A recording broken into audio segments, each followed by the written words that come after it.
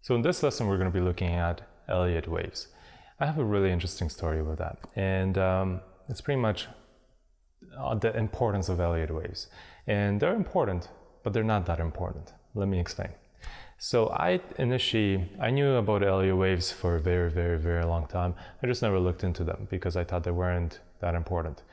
And then when I eventually looked into them, that was beginning of 2017, and I had a big aha moment. I kind of had an awakening. I was like, wow, everything I did in the past, Elliott waves fully fits into it. Okay, so let me explain what I'm talking about.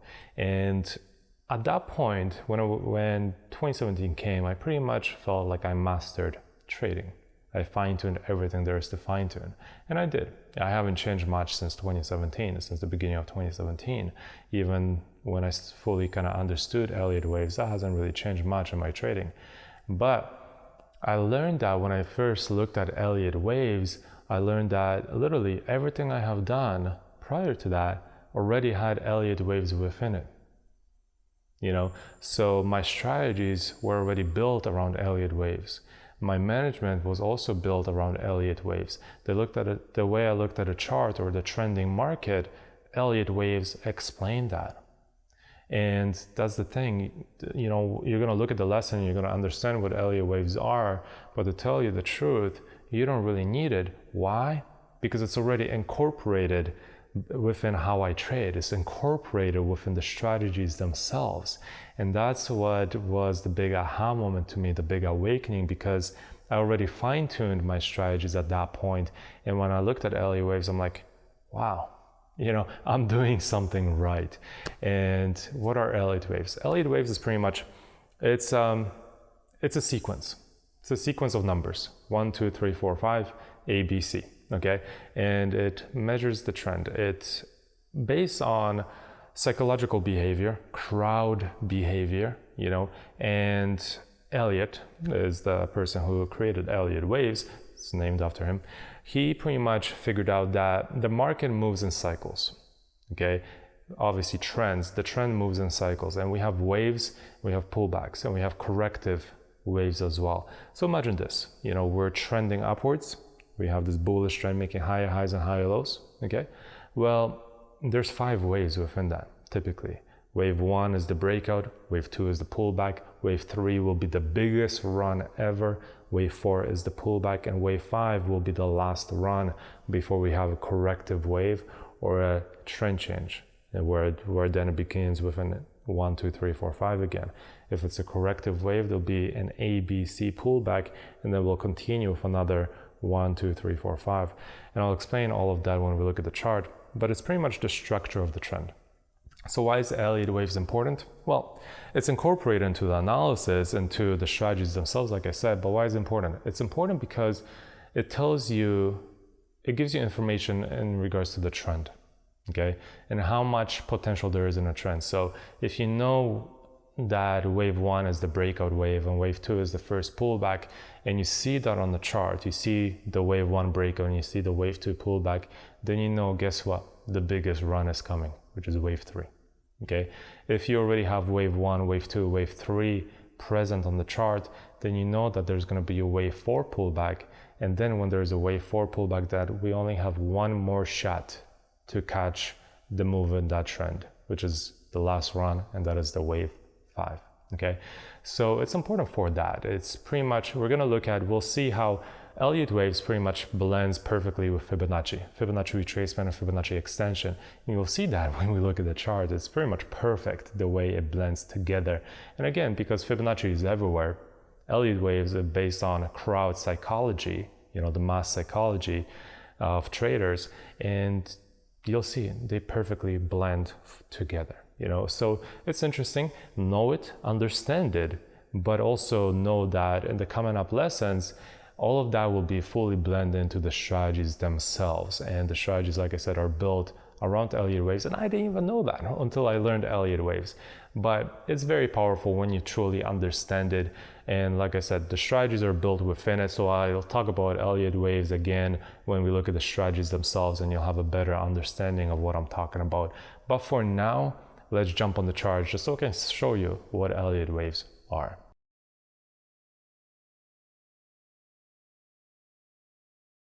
All right, guys, so we're gonna look at the charts here, but first I want to draw you guys the patterns, show you exactly what the patterns look like. So when it comes to Elliott waves, I mentioned that, you don't have to really know them, but it's nice to know them, so my strategies, the way the strategies are built and the way the management is built around them already incorporates Elliott waves. And I mentioned that, I've learned Elliott waves when I already felt like I mastered everything.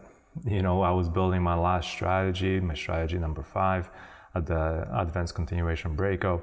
And at that point, I started looking into Elliott waves, and I'm like, wow, every single one of my strategies and management techniques fully mimics the Elliott wave patterns, and I didn't even know, until I looked at them. So that's interesting. To me, it was really interesting. It was a very big aha moment. But let me show you. Let me show you how that works. But like I said, know it, but you don't really have to be kind of like religious about it, if you know what I mean. And I'll explain that more as the lessons go on, and you'll know fully what I mean. The Elliott wave patterns, what they do is, again, they map out the trending market, so they can give you pretty accurate predictions on where a run in a trend will go, so in the previous lessons we looked at the trending markets, and ranging markets, market conditions, right? Runs, pullbacks, stuff like that. In the coming up lessons, we're going to be looking at price action patterns, which also tie into this. So with that, we're going to be looking at the trending market, and we will be looking at Fibonacci retracement and extension, two things that we already looked at during this masterclass. So with that said, let's do some drawings. Assume we have a bearish trend, that this is just one big bearish trend and it's coming to an end right here. Let me actually draw this a little bit better. Let's draw a proper trend, just so you know what I'm talking about.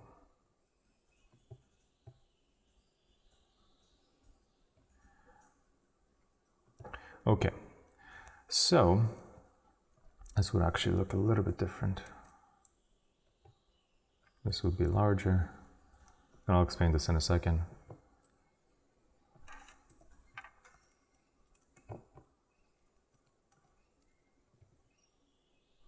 Smaller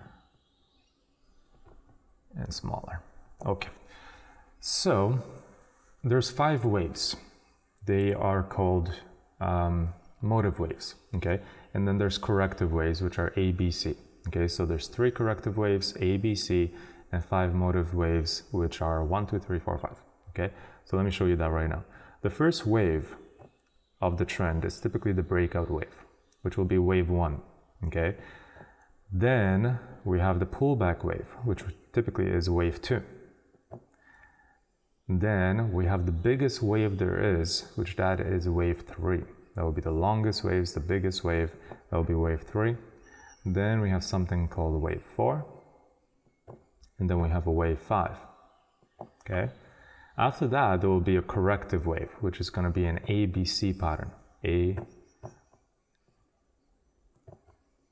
B, and C. And I would recommend you take, a piece of paper and you kind of map this out yourself and draw it out yourself as well, with wave 1, breakout, so put a 1 up there, wave 2, put a 2 down here, 3, 4, 5, and then corrective wave, A, B, C, and then it continues, wave 1, breakout, wave 2, pullback, wave 3, biggest wave, wave 4, small pullback, and wave 5, another run, okay? So that's kind of the basis of it, but it goes much deeper. So let me go back and actually draw it properly, okay? So when we have wave 1, this is how the Fibonacci retracements actually tie into it. So wave 1 will be the breakout wave. Then when you take your Fibonacci retracement, and this is something that you'll be doing in real time, and you'll see that the strategies that I teach, they will fully kind of mimic this principle. So wave 1 is the breakout wave. Then you draw your Fibonacci retracement because you want to know where the pullback is going to go. So typical pullback on a wave 2, so wave 2 is the pullback, that will typically go anywhere between 0.382 and 0.618. From what I find, majority of the time, it's somewhere around 0.32, okay? So let's assume we have a 0.32 rejection. Now we need to predict the target, okay? How far will this run go? So that's where you use your Fibonacci extension tool that we looked at previously. So you draw from the bottom to the top, and then to the pullback, okay? And now you get wave 3 predictions. So know that wave 3 is typically the largest wave there is, and that will typically go all the way up to 1.618. Not always, you know, it can obviously pause anywhere in between, you know, slow down. It could potentially slow down at 0.618 and then continue farther and slow down on 1 and continue farther. You know, like it will pause. It's not always going to be like a straight line. Sometimes it will be. Then, okay, once this wave 3 finishes, we need to plan where is the potential pullback for wave 4. Now, pullback for wave 4, let me just extend this, will again go typically to, it will be shorter, it will be a shorter pullback, so it can even pause closer, you know, now it may not even reach 0.382, but you know, I prefer that it reaches 0.382, so that's personally what I will look for, you know, that it pulls back somewhere to 0.382, okay? And then again, plan your wave 5, which is the last wave, so get your Fibonacci extension, draw from the bottom to the top, and then extend it. And the Fibonacci extension for wave 5 will typically predict a move up to 0.618 before the trend changes or there's a corrective wave. Okay, so how does this look? So we got wave 1, wave 2, wave 3, wave 4, and lastly wave 5. Okay, so that's what it looks like. Okay, and that's the basis, the structure of the market, and you'll notice that the strategies are kind of built around that. Why? Because my first strategy, which is the advanced breakout, will be taken at the end of wave 5.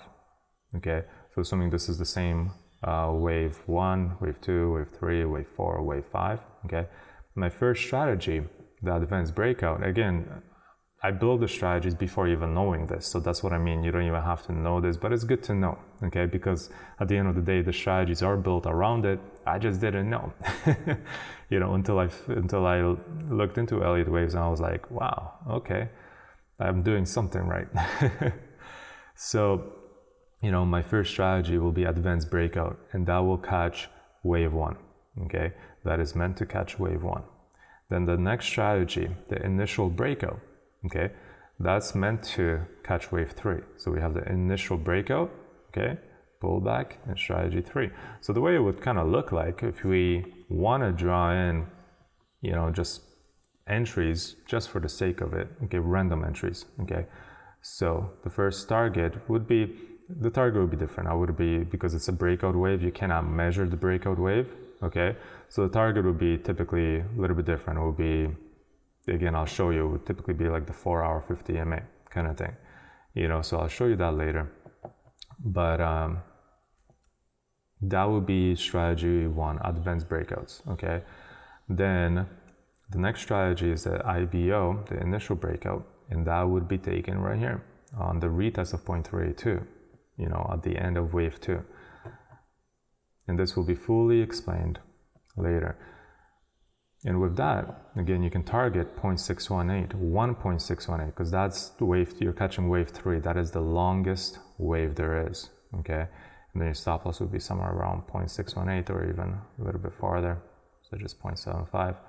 And again, I can explain that later. I will explain that later when we actually look at the strategies, okay? But that's kind of how it's built. Now, depending on how big this wave 1 is, my third strategy, which is the confirmed breakout, the complete breakout, would also be this on wave 2. It really just depends on how far this goes, whether it breaks only the 1-hour 50 or whether it also breaks the 4-hour 50 EMA. And again, you'll know what I mean later. You might have to come back to this once you watch the entire course, and then you'll understand it much better, okay? Then my last strategy, which is the advanced continuation breakout, will typically be catching the wave 5, okay? And the way I would play that is, again, I would wait for this pullback and then entry somewhere around 0.3 to Fibonacci. And with that, it would be taken up to the highs. Okay, I wouldn't push it up to 0.618, which you could. And sometimes, you know, I would. But typically that would be taken up to the top of wave 3. And my stop would be, it would be 2-to-1 reward risk ratio. So it would be something like that. Okay, so that's how the strategies are kind of built. They're built to catch all the runs of the trending market. Okay, and I have every single strategy meant to to catch a different run of the trending market, which is great, you know. And I built it in that type of way, but not even realizing it. Like I said, I didn't even know Elliott wave patterns until I was building and fine-tuning this last strategy. You know, that's when I started looking to Elliott waves. All right, so now that we know that the strategies are kind of built around that, okay, that to you should pretty much say that you don't have to know Elliott waves because the strategies are already built around it, but it's nice to know to kind of predict where a run could potentially go, where a pullback could go, and how many runs and pullbacks there are in a trending market, such as 5, okay? And it's good to kind of understand that stuff. There's one thing that I didn't tell you, and that depends on wave 2 and 3, okay? Let's just take that out. So wave 2 and 3, which are the pullback waves, okay? So this is something you can take a note of. If wave 1 is a simple pullback, meaning that it just goes down, you know, it doesn't like stop around, it doesn't move around, it's a simple pullback, then wave 4 pullback will be a complex pullback. And what I mean by that, it will have this A, B, C pattern. Okay, it will be a complex pullback. So A, B, C within it, and then wave 5. Okay, let me explain that again. If wave 1, now let's flip it. If wave 1 is a complex pullback, meaning it has this A, B, C pattern, and then explosion to the upside with wave 3, which is the largest wave, then wave 4 pullback will be a simple pullback. Okay, it will just go down.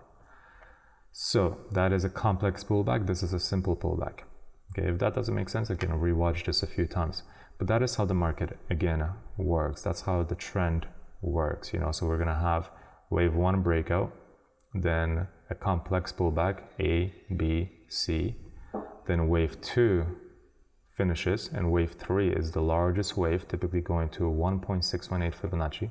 Okay, then wave 4, if wave 2 is a complex pullback, then wave 4 will be a simple pullback, and then wave 5 will be typically going to 0.618, okay, which will be a big wave, but not as big as wave 3. So that's the basis of it. You know, after that, you know, we will have something called a corrective wave, a corrective pullback kind of thing. So that would be, again, similar to a complex pullback, but like I said, it would be an ABC pattern. So we can draw in our Fibonacci's again, you know, and that typically goes to, it could go to 0.382 or 0.618. And then another move, which the corrective pullbacks are not as big as the trending moves, but that will typically go to either, we could stall up 0.618, but it will typically go to 1, okay, something like that. And then after that, we will have again a new 5-wave pattern. Okay, so this would be a corrective pullback, A, B, and C. Okay, let me type in a few more things here. Complex. Okay, so that is a complex pullback. You guys should draw this out or even take a screenshot of it, but I would recommend drawing it out yourself, taking notes. And then if wave 1 is a complex pullback, then wave 4 will be a simple pullback.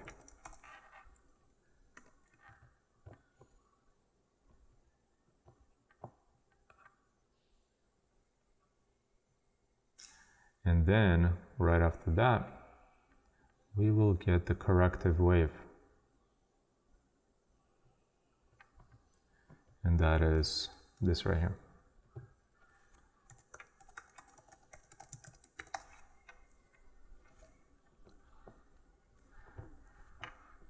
Whoops.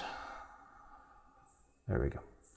Right, so that is how it works, okay? And that is the basis of it. So that should give you a pretty good understanding. Know that my strategies are built around this, but you don't fully need to really know it because I never knew it until, like I said, I was building my strategy number 5, which is the advanced continuation breakout, okay? And yeah, let's now jump on the charts and actually see how this works in action, okay? So one thing that I wanted to say is that it's not always going to be this way. You know, it might come a little bit short, it might go a little bit higher, you know, but this is kind of like a general guideline of how the trending market looks like, okay? And the same thing with the corrective wave. It typically happens in the stock market when the overall trend, like the larger trend, is bullish, okay? So that will typically happen in the stock market. But sometimes, you know, when we're looking at FX, where we have bullish trends, we have bearish trends, we have bullish trends and bearish trends, then we can finish a wave 5 sequence and continue another wave 5 sequence to the downside and another wave 5 to the upside, you know, mimicking like a larger range, okay? So it can work in different ways like that, but just understand what it looks like, what could happen, where your targets could be potentially. You know, I will teach many different management techniques that will allow you to exit if it doesn't reach a specific target anyway, you know, but it's nice to know. So knowing that, let's quickly jump on the charts and I'll show you how this kind of works in action. We're gonna have a look at pound CAD daily chart. I'm gonna jump back to this moment right here. And let's have a look at this trend. It's a small trend, but you'll notice again, it fully mimics everything we talked about. So wave 1, this is kind of the wave 1 because it started the trend, right? So wave 1 started the trend, and then the pullback happened to 0.382. So now this, you probably would catch it once you had this lower high, this rejection, okay, when it comes to a trade. But let's predict the target. So the target would be, for a wave 3, would typically go to 1.618 down to here, okay? That's a typical wave 3 target because it is the largest wave. So it would go to 1.618, and it, like I said, it went a little bit lower, but it already over here started to reject 1.618 and made a small bullish move, you know, and then went a little bit farther and then finally had a pullback, okay? Then, it's getting messy on the charts. Then we have the retracement. We're measuring the wave 4 pullback, okay? And it came a little bit short of 0.382. So you see, it's not always lining up perfectly, but it's very close, right? And then let's measure the trend again.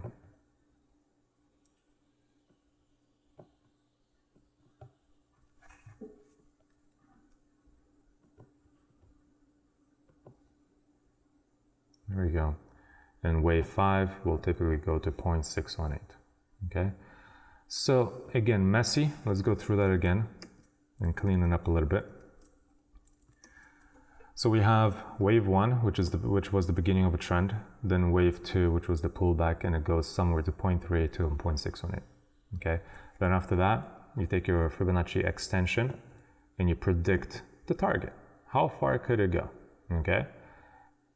And at that point, you would do that once you have like a confirmed lower high, like in this case, after that bullish engulfing, okay? Then you're like, okay, how far could it go? 0.618. 1.618, which is this level right there. That is the longest wave, and that's typically how far it goes. It can pause at 0.618, it can pause at 1 like it did over here, you know, but eventually it should continue to 1.618, okay? Let me delete that to clear it up, okay? Now, let's measure the pullback of wave 4. And wave 4 pullback goes right there to 0.382. Didn't reach it fully, but it came very close, right? And then let's measure the wave 5. So I take your Fibonacci extension tool. And wave 5 typically goes to 0.618. So you see this is perfectly mimicking the Elliott waves. And let's see what happened after. And after we had the breakout, which guess what? New wave 1, okay? This is where advanced breakout strategy would come in, actually, you know, to catch that move to the upside. And then this is wave 5, you know, so let's see. It's starting to retrace here. So Fibonacci retracement, let's put it in there. Okay, how far could it go? 0.32 Fibonacci. We can even toss in an entry here, okay? Predict, let's try to predict. Let's see if it works, okay? So stop loss, you know, somewhere there. And let's see if we can predict it. So let's measure our Fibonacci extension. So how far could it go? Question is, could it go all the way to 1.618? Let's see, you know, will it go all the way to 1.618? And like I said, it can stall anywhere. So this went up a little bit higher, so we need to just fine tune it a tiny bit, okay? There we go. So adjust the waves, or sorry, the Fibonacci's. And that gives us an even higher target at this point. Okay, so let's see what happens. There we go, we're triggered into the trade. We're starting to explode higher. You see there's a lot of noise in between, but will we get there?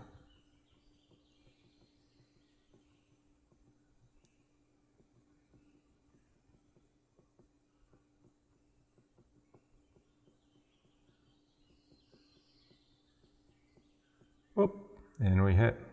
Okay, so I will explain something that just happened here. Right, it eventually hit it. But what we had in between was another kind of wave 5 cycle. Okay, so we have wave 5s within waves. Okay, so wave 1 could have a wave 5 wave cycle within wave 1. Wave 3 could have a 5 wave cycle within wave 3. Okay, so this could be wave 1, wave 2, wave 3, wave 4, wave 5, all within wave 3, larger wave 3. Okay, so you see this is getting complex, and it doesn't have to be this complex, but that's just kind of like an overview of what the Elliott waves are. Okay, so that is kind of how it works in general, and how you would kind of utilize Elliott wave patterns and such to predict the pullbacks, and just mainly to know the structure of the market so that you're prepared for a specific target, so that you're prepared for a potential pullback in the market, so that you know how far could that pullback go, whether it's a wave 2 pullback or a wave 4 pullback, how far could a potential run go, whether it's a wave 3 run or a wave 5 run, okay? And what happens when a wave 5 finishes, okay? We could have an ABC corrective wave, you know, and then a bullish trend continues, or we can have a fully brand new trend, like a wave 1, and wave 2, wave 3, or 4, and 5, right? And then we also know what happens when it comes to the pullbacks. We can have a simple pullback, and we have a complex pullback, such as an ABC pullback, right? So that's all the kind of stuff that we looked at. Let's see if I can find more examples, and we'll finish up this lesson because it's getting a little bit long. So let's have a look at the euro, and specifically the euro around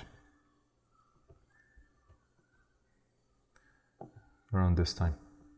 Okay, so we have a head and shoulder pattern here. This is called a head and shoulder. Okay, and at this point this gave us a wave 1. So inverted head and shoulder pattern means the bearish trend came to an end. We had a higher low, okay, and then a wave 1 pullback. This went a little bit farther, as you see, and then let's draw in the extension, and this is going to be totally different. Okay, so what this gave us is it went up to 1.618 and it stalled at 1.618, but it went farther. Again, target worked, So if you had a target there, you made a lot of money, you made a lot of profit, okay? But it went farther because the waves can be extended as well. If there's a lot of bullish pressure, it will get extended and will continue and continue and continue, okay? That's why you gotta use multiple tools. You can't just use one tool for your analysis. But the best case scenario is that you build a kind of a trading strategy, management tools, combine it all together into your trading style. Make sure your trading style kind of incorporates all tools, nicely, and that you're not using just something for the sake of using it, okay? So the way I trade incorporates all of it. Everything that I will teach you is incorporated into my trading, right? So this didn't fully work, okay? It went up to 1.618, but overall it went up much higher. So it looks like wave 3 was an extended wave. It continued much farther. So let's draw in our Fibonacci retracement based on that massive wave 3. And this is kind of like an ABC pullback, right? So ABC, you can see that clearly. And it came very close to 0.382. So now let's draw in our larger Fibonacci extension to measure that final wave 5, okay? And there we go, perfect hit, So even though we have an extended wave 3, everything else is playing out perfectly as it's supposed to. We have the wave 4 ABC pullback, which came very close to 0.382, which is supposed to, of the Fibonacci retracement. And then we have the wave 5, which went up to 0.618 like it's supposed to before the bearish move happened in the market, right? So even though there was an extended wave, know that it's not always going to be perfection, but even here it's stalled at 1.618, which is important, right? Let's have a look at one more example. I'm going to show you the S&P 500. Because obviously the S&P 500 has an epic bullish market since the recession in 2008, 2009, right? So let's have a look at this monthly chart right here and see, will the Elliott waves apply? Let's have a look. If the wave 1 breakout, this was right after the recession, it fully cleared that 50 EMA and then came back for a pullback to 0.3 to Fibonacci. Okay, so we have the breakout wave and then pullback to 0.3 to Fibonacci. If you were trading my strategies at that point, this would be an entry long with one of the strategies. Okay, then how far will it go? How far will that run go? So will Fibonacci extension line up? Let's have a look.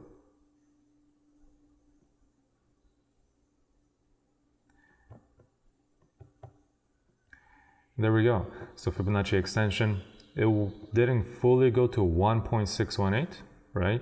But again, wave 3, how far can it go? Wave 3 can typically go to 1.618, but it can stall anywhere between them. So it went a little bit shorter. So this pullback, when it started pullback, did it go to 0.382? Also, not fully, okay? But very similar patterns, okay? And it came very close. And then how about the current run? So this would be wave 5. That is going to even went a little bit farther, not 0.618, but it's going up to 1, okay? Which could happen. Wave 5 typically goes to 0.618, but it could go to wave 1 and could go to 1.272 as well in these big, massive bull markets. So overall, the concept is playing out, okay? But just know that it's not always going to be perfection, okay? The pullbacks can go to any one of the Fibonacci retracements and Fibonacci extensions, but just know the structure of the pullbacks, meaning that the wave 1 is the initial breakout wave. Wave 2 is going to be like a simple pullback or a complex pullback. And if it's a simple pullback, then wave 4 will be potentially complex pullback, Wave 3 is going to be the largest wave there is. Who knows, this could still be a wave 3, an extended wave 3, and then we're going to have a complex ABC pullback and the bullish market continues into wave 5, like that's what could happen. This is a monthly chart, so we could witness another recession. This could just be, a massive wave 3 and then an ABC pullback, maybe during a recession, something like that. And then a massive wave 5, another move, so it could play out that way. but know the opportunities, know what could come. And the Elliott waves is kind of like the structure of the market, and it's just pretty much tells you, yeah, what the structure of the trending market is with wave 1 through 5 and the ABC corrective waves. So that is it, guys. Again, I hope you enjoyed it. It's a lot of information here. You probably will have to watch this lesson many times, but I would recommend watching it after going through the strategies and the management techniques and such, you know. So you don't have to really know this, because like I said, the strategies themselves and the management is built around this without even utilizing it. Okay, we're just using the Fibonacci retracements and such and multi-time frame analysis, and you'll notice it fits perfectly within Elliott waves, so you don't even have to count the waves or anything like that, because it's already within the strategies themselves. You know, you'll know what I mean when you get to the strategies, but after that, you might want to come back to this Elliott wave lesson and listen to it maybe once or a few more times to fully kind of grasp the knowledge that's within here. So for now, guys, hope you enjoyed it. See you guys in the next lesson.